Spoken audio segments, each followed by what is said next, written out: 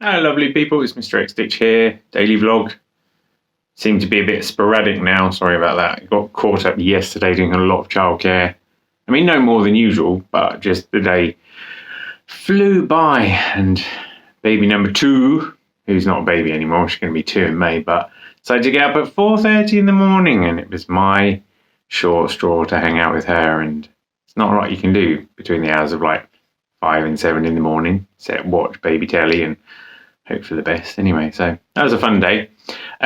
Today, more productive, just working on the magazine. And for some reason, the magazine's a little bit of a struggle this time around. Sometimes the ideas flow freely, but I feel like I've become a bit rusty. I was talking to Stacey, who does the awesome photography for the magazine. And to be honest, she does...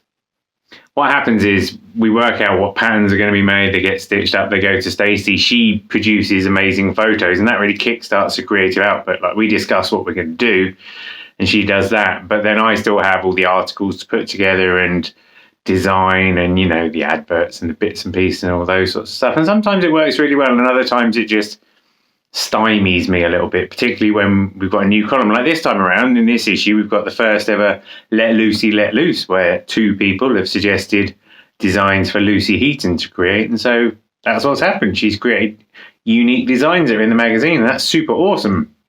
But it's like I have to work out how to arrange those in a way that looks good and doesn't look too formulaic and all of that sort of thing, and sometimes it can be quite hard. And I just realised I just feel a bit rusty in design aesthetics. Like, I need to spend a bit of time going through Pinterest and just seeing what's cool and what's new, because there are so many good magazines out there. And yeah, the magazine X Stitch has to have a certain formula, you know. There's pictures, charts, legends. That bit has to be a certain way because it's almost like it's a manual, but then it's these other bits and pieces, how we can do them to make them look cool and interesting. And yeah, so thankfully, I've learned enough times to try a thing, put down a thing, and if it doesn't feel right, walk away, go do something else. And thankfully, with the magazine, there's like 9 million other little jobs to do. And then you can kind of come back to it, you know, sleep on it, come back, get a fresh approach and those sorts of things. And I've learned not to beat myself up. In fact, in some ways, that's kind of like some of the wisdom that we talked about in that 8 design wisdom tips video. Or maybe there.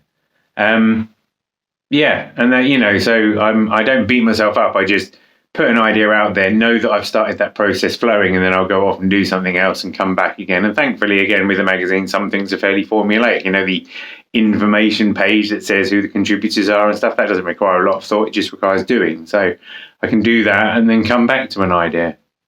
But yeah, it's a bit of a challenge. All being well, the magazine will be out on Friday, the 5th of March. So I'll see you then. Well, I won't. I'll see you before then. But yeah. Thanks, guys.